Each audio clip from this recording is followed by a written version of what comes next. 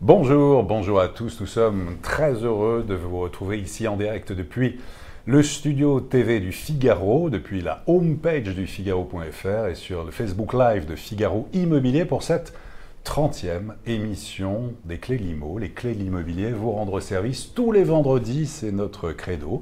Vous qui avez un projet immobilier, vous souhaitez acheter une maison, un appartement, faire construire, investir dans la pierre, faire un placement, eh bien on est là pour vous aider, pour vous aiguiller avec un expert ici en plateau chaque semaine, donc chaque vendredi.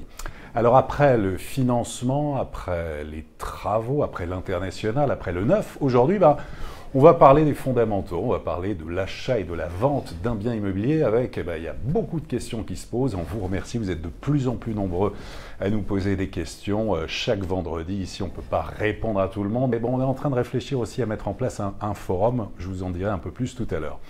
Alors aujourd'hui, donc l'achat et la vente avec un expert, ou plutôt une experte, Maître Élodie Frémont. Bonjour. Bonjour.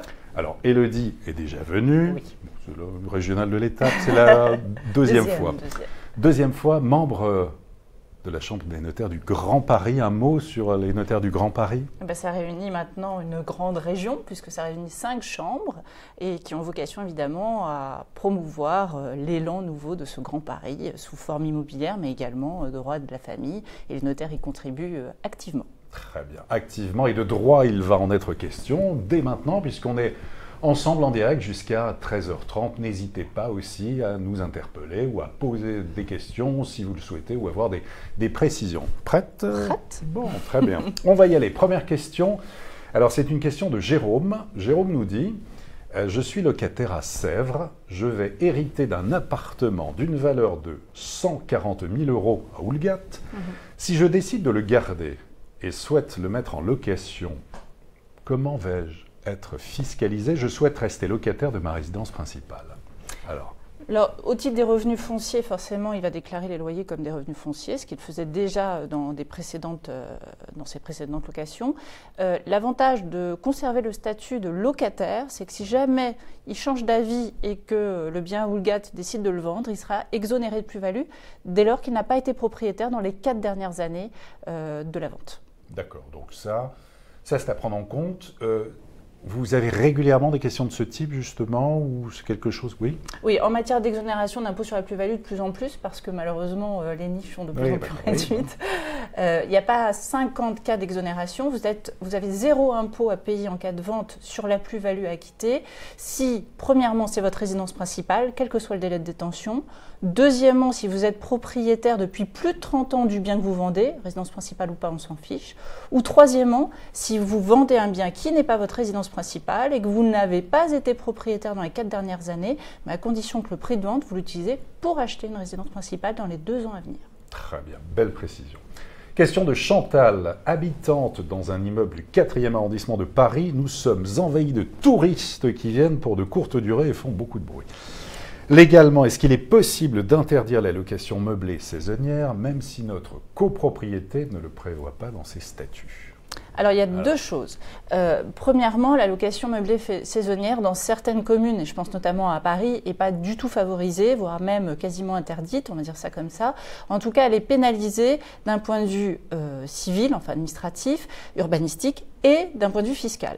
D'un point de vue fiscal, c'est assimilé, pour faire court, à une activité hôtelière. Donc vous allez avoir des taxes supplémentaires à acquitter qui augmentent les taxes régulières relatives aux revenus fonciers dégagés. Mais d'un point de vue et de la copropriété et de l'urbanisme, il y a 2 choses qu'il va falloir obtenir pour faire de la location meublée saisonnière.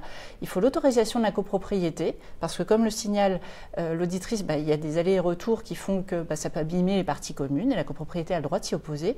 Et deuxième chose, et ce n'est pas négligeable, comme c'est une activité commerciale, il va falloir obtenir l'autorisation de la mairie, qui ne va pas forcément la donner. Oui, on rappelle notamment tout à fait que pour les locataires, on sait que pour les particuliers, la location reste possible dans la limite quand même de 120 jours par an de sa résidence principale. Au-delà, On considère que le logement, c'est une résidence secondaire, donc le fruit d'une activité professionnelle. Et puis la loi Elan a durci vraiment les règles. On peut justement là en profiter pour le rappeler, puisque maintenant, le propriétaire loueur de son logement doit transmettre à la commune le décompte du nombre de nuitées qui font l'objet d'une location durant l'année en cours. Sinon, des risques d'amende qui vont de 5 000 jusqu'à 10 000 euros.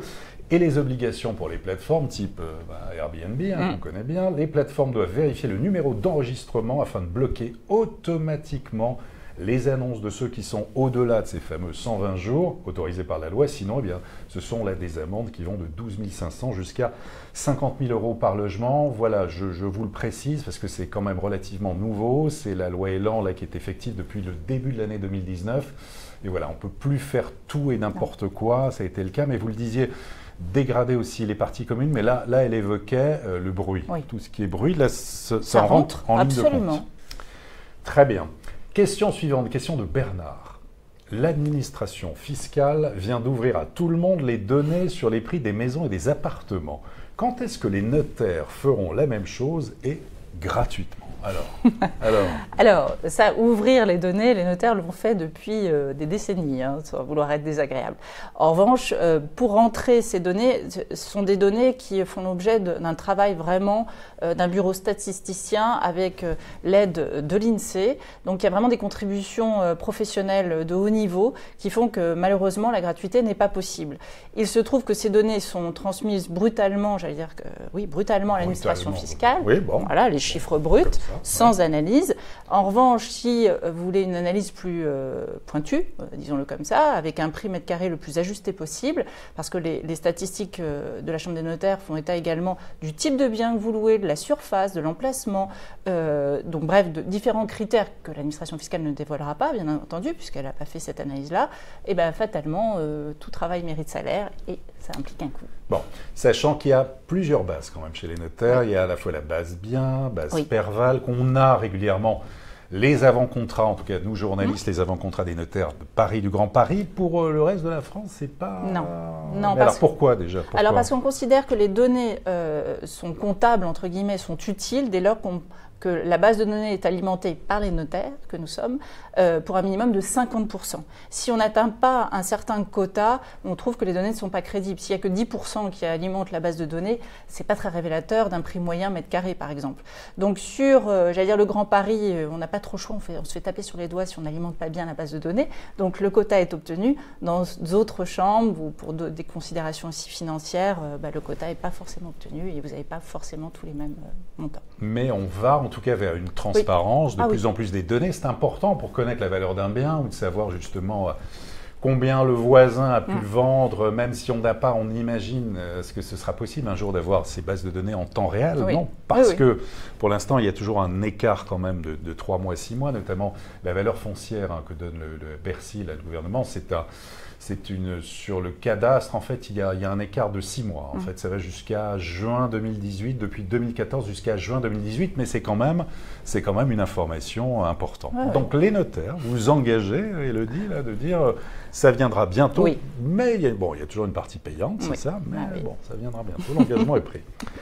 Question suivante, alors c'est Vanessa qui nous dit « Que faut-il vérifier lors de l'achat d'un immeuble de rapport pour ne pas avoir de mauvaises surprises ?» Alors, immeuble de rapport déjà.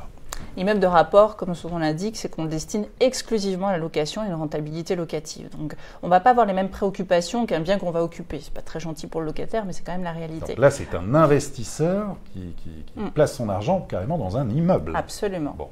Donc, évidemment, les premières préoccupations, ça va être tout ce qui est relatif à la location. Donc, on va demander un état locatif très précis.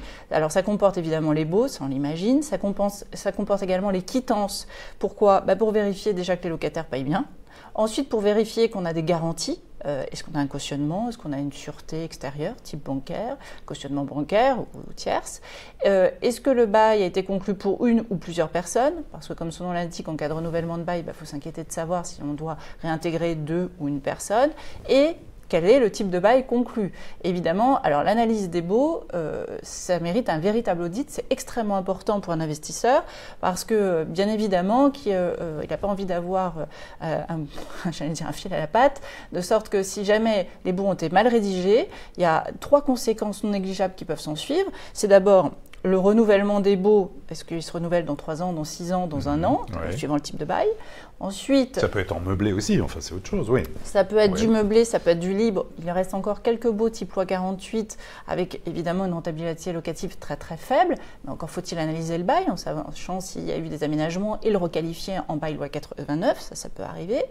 Il y a tout ce qui est critères de réévaluation du bail, sur quel indice on s'est fixé. Et si on s'est trompé d'indice, il faut savoir que le locataire, lui, il a le droit de revendiquer une réclamation et donc une restitution du trop versé. Donc c'est calculé très finement à la loupe, en tout cas les futurs loyers, faire très attention à cela quand on est sur l'aspect de la division en tout cas des logements et des appartements, et puis il y a aussi une part de parking aussi, j'imagine qu'il faut anticiper les parkings, les compteurs EDF, avoir beaucoup de choses en tête aussi. Alors après sur la structure générale de l'immeuble, il faut regarder suivant la commune dans laquelle on investit, s'il y a des obligations en effet de construction, d'allocation. Il y a certaines communes qui demandent à ce que des biens soient dédiés, j'allais dire aux services sociaux, ou en tout cas ayant des vocations sociales, et l'attribution de parking si jamais il n'y en avait pas assez dans la commune. Et en plus de tout ça, évidemment, il y a l'audit général de l'immeuble. Est-ce qu'il y aura un ravalement, une toiture, enfin voilà, ce genre de choses à réaliser. Ouais, beaucoup de choses à prendre en compte. L'immeuble de rapport, bon, ça représente quoi? C'est un micro-marché d'investisseurs très spécialisés, qui se limite professionnel. Quand même, pour se lancer dans ce type de placement, il faut avoir quand même une excellente connaissance et très fine à la fois du droit, de la location, même du secteur dans lequel on investit. On ne peut pas comme ça. Enfin, c'est un micro-marché. Enfin, bon. Absolument, c'est un micro-marché et en plus très spécifique selon la destination du bien. Donc vous pouvez avoir de l'investissement locatif bureau, de l'investissement locatif mixte, de l'habitation, de la logistique, de l'entrepôt. Bref, vous avez différents types de marchés locatifs en matière d'investissement qui sont très spécifiques. Question de François. Le vendeur me demande de financer une part des diagnostics après que j'ai décliné l'achat. Est-ce qu'il a le droit? Mon architecte voulait s'assurer qu'il n'y avait pas d'anomalie. C'est vrai qu'on lui a demandé de nous fournir beaucoup de diagnostics. Non. Non. Alors, là, pour le coup, les termes du Code civil sont très clairs.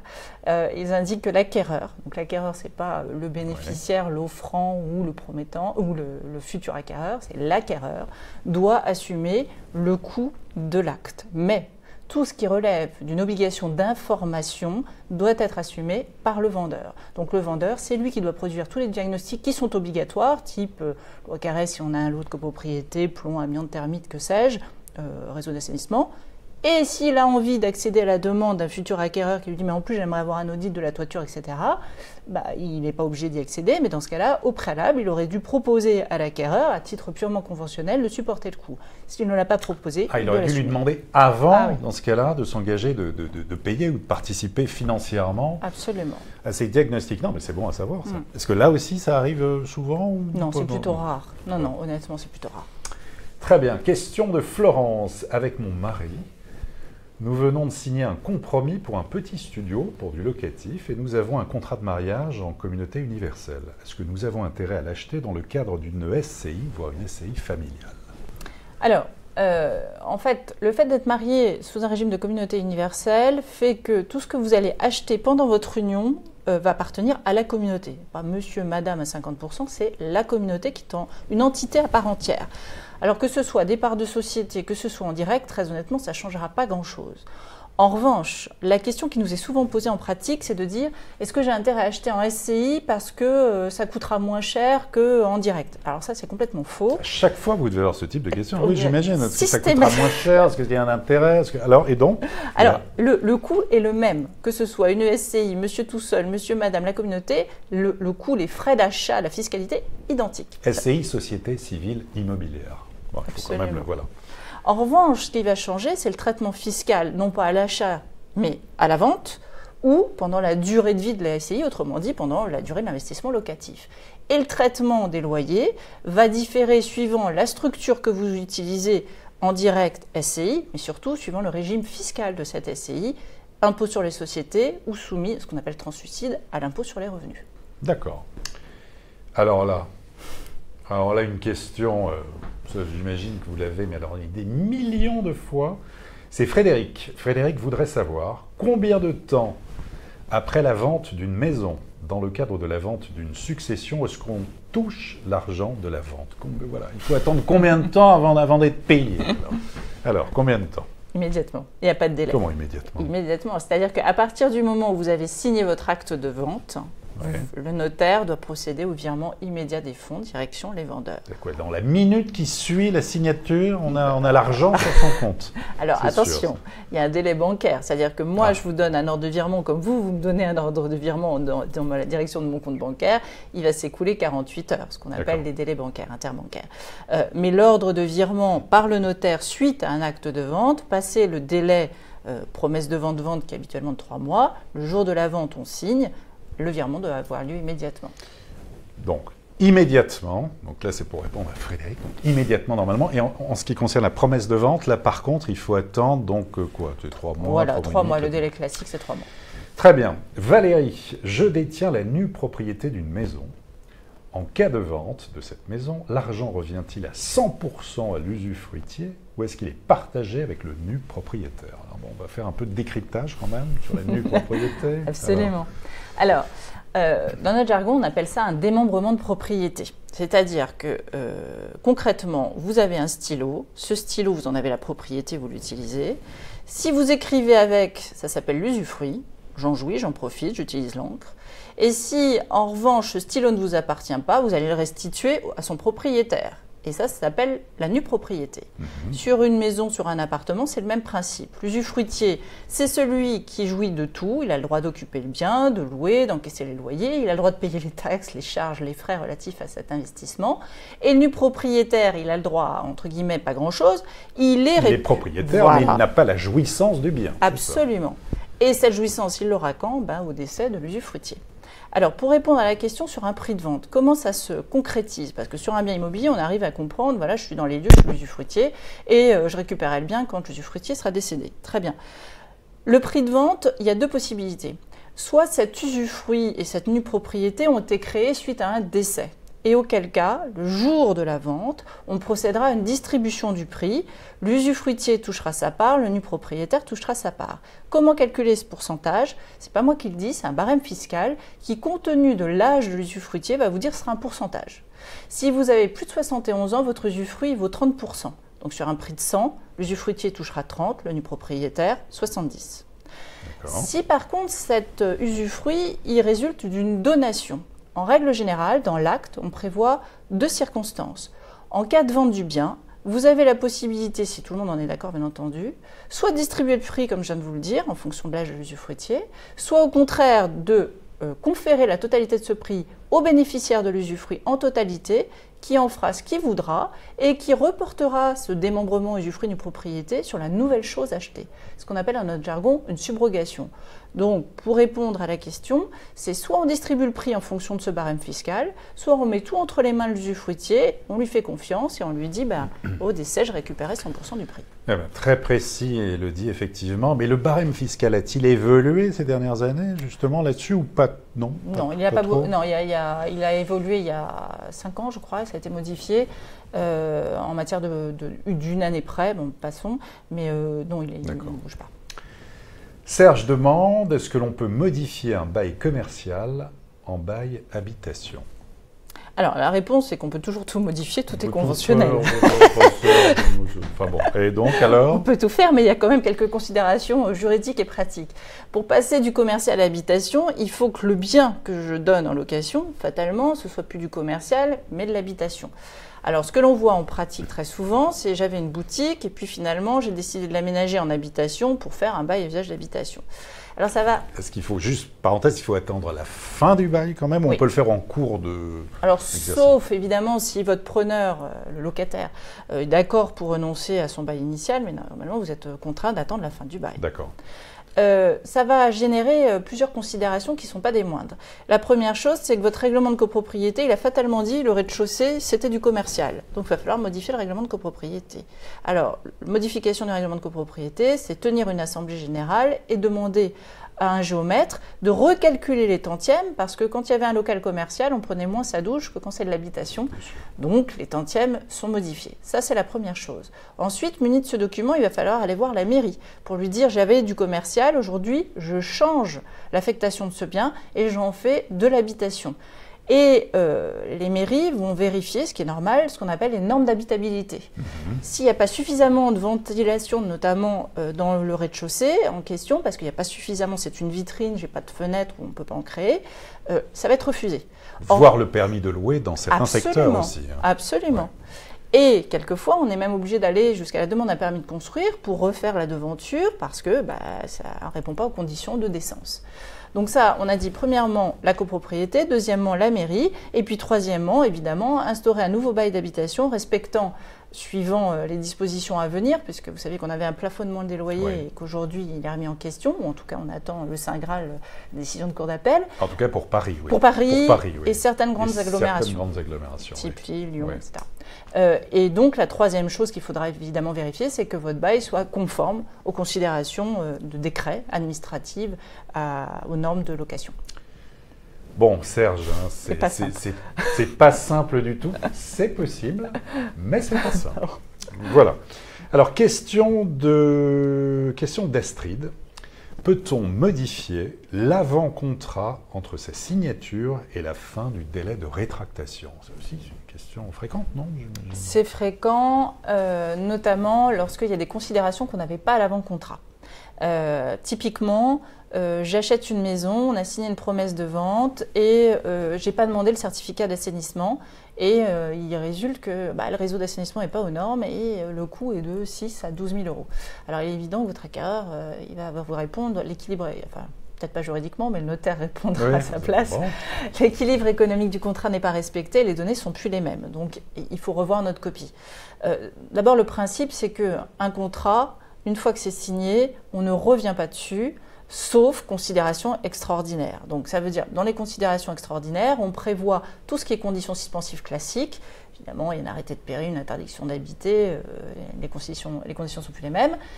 Et dans les circonstances économiques qui pourraient perturber le contrat, une injonction de ravalement, bref, tout élément financier nouveau qui perturberait, vous, en qualité d'acquéreur, votre projet d'acquisition que vous avez fait selon des simulations XY. Oui, alors, il faut le justifier quand même. Enfin, bien sûr. Voilà. Ouais. Ce qui veut dire, par contre, que le vendeur, il n'a aucune obligation de vous dire oui. Donc, soit il vous dit oui, vous modifiez le contrat, soit il vous dit non et vous rétracterez dans les 10 jours. Très bien.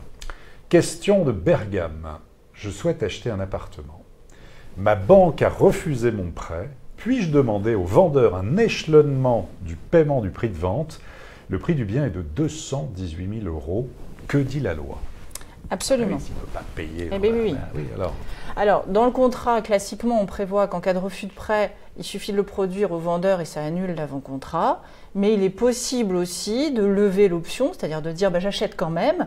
Et bien évident que s'il n'a pas les moyens, il va se rapprocher de son vendeur pour lui demander ce que l'on appelle un paiement à terme. Donc là, le vendeur prendrait le risque éventuellement de dire bon, d'accord, allons-y à ces conditions-là. Ça veut dire en résumé que le vendeur fait le rôle de banquier. Donc le vendeur va appliquer, s'il l'accepte, un échelonnement mensuel, trimestriel, annuel, c'est à eux de décider, avec un taux d'intérêt, un tableau d'amortissement que va calculer le notaire et va prendre évidemment une garantie, ce qu'on appelle un privilège de vendeur, c'est-à-dire qu'en cas de non-acquittement de l'échéance convenue, il y a la possibilité d'annuler purement et simplement la vente, ce qui est extrêmement dangereux pour l'acquéreur. Oui. C'est-à-dire qu'en cas de refus ou de retard d'un seul échelonnement, le vendeur a le droit de dire « stop, j'annule tout, je vous rends ce que vous m'avez versé ». On peut comme ça en cours de... D'accord. Ce qu'on appelle le privilège de vendeur. Oui, d'accord. Mais c'est possible. C'est possible. Très bien. Question de Brigitte. Un notaire est-il obligatoire dans un partage successoral? Est-ce que vous êtes indispensable? J'espère. Elodie, bien sûr. C'est un vœu, mais de là à croire que ce soit la réalité, j'en suis pas certaine. Alors, partage successoral, faut-il obligatoirement un notaire? Alors, contrairement à ce que l'on peut croire, le partage n'est pas imposé par le notaire. vous devez recourir au notaire pour un partage successoral, dès lors qu'il y a un bien immobilier, parce que c'est la loi qui l'impose, et dans ce cas-là, le notaire est un passage obligé. Donc s'il y a une maison, un appartement, là on est obligé de passer par le notaire. Absolument. Si dans le cas de la succession, on vous dit il y en a un qui prend 100 000 € et puis l'autre qui prend un appartement de 100 000, là, la présence du notaire est obligatoire. S'il n'y a que des choses mobilières, compte bancaire, contrat d'assurance vie, voiture, que sais-je, aucune obligation. On parle même de partage verbal autorisé par l'administration fiscale. Ce qu'il y a, c'est qu'il faudra aller l'enregistrer au centre des impôts et il y aura une taxe à acquitter. Alors après, j'allais vous dire, comme ça a l'air très très simple, il faut savoir que dans les partages, on fait évidemment des comptes, ce qu'on appelle les comptes d'administration, pour faire des recollements entre ce que l'un a payé, ce que l'autre n'a pas avancé ou ce qu'il doit lui rembourser. Donc en pratique, le partage est un peu plus compliqué que ce que je viens de vous dire. Mais s'il n'y a que des comptes bancaires à diviser en deux, libre à vous de le faire sans l'intervention du notaire. Très bien. Allez, on va prendre une dernière question. Hervé, je souhaite acheter un parking à Paris et j'ai entendu dire que les frais de notaire étaient plafonnés. Est-ce que c'est exact ?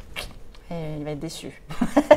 Non, absolument pas. Rien n'est plafonné. Ce sont des pourcentages. Alors, là, il faut d'abord savoir que ce qu'on appelle frais de notaire, ce qui nous... Oui, droit de mutation à titre onéreux, je vous en supplie. Il faut le dire, hein. Ça nous hérisse un peu le poil. Donc, sur ces frais, une large majorité consiste en des taxes, et dont l'assiette est le prix de vente. Donc, ça ne peut pas être plafonné. Donc, suivant le prix de vente, évidemment, plus le prix est élevé, plus la taxe va être importante, moins le prix est élevé, moins la taxe sera importante. Mais il y a ce qu'on appelle des frais fixes. C'est-à-dire que vous vendez un château ou un parking, vous aurez forcément un coût aux hypothèques, vous aurez forcément un coût auprès du syndicat des copropriétaires, et ce coût fait que, malheureusement, avec ces petits frais fixes, le pourcentage des frais dits de notaire va être un petit peu plus élevé sur un parking que sur un bien. Alors, on a coutume de dire au-delà de 200 000 €, c'est 7 à 8%. Et en deçà, on avoisine plutôt les 10% à cause de ces frais fixes. Oui, et puis on peut rappeler aussi, là on évoque le parking, il y a aussi régulièrement des ventes aux enchères, des notaires notamment à Paris. C'est avenue Victoria, du côté du Châtelet, où là régulièrement, il y a des biens qui sont rares et on trouve des caves, des parkings. Je sais que ça a beaucoup de succès. D'ailleurs, on salue Maître Adler, puisqu'il y a, je crois, un nouveau site internet dédié sur les ventes aux enchères des notaires, et c'est à la fois un spectacle, hein, il faut y aller tous les mardis au Châtelet, avenue Victoria, et là aussi on a des choses intéressantes. Vous-même, vous avez été régulièrement... Oui, ça m'est arrivé en effet de faire des ventes à la bougie, oui, ça m'est arrivé. Voilà, en tout cas, mille merci, il est quasiment 13h30, merci infiniment Maître Élodie Frémont. Merci beaucoup. C'était un plaisir, des questions pas évidentes, mais vous avez répondu comme toujours avec énormément de pédagogie. On vous remercie parce que l'exercice n'est pas facile. Vous reviendrez ? Avec plaisir, grand plaisir. Bon, merci beaucoup. On remercie Jim, on remercie Bastien et Jean-Alexis aujourd'hui à la réalisation.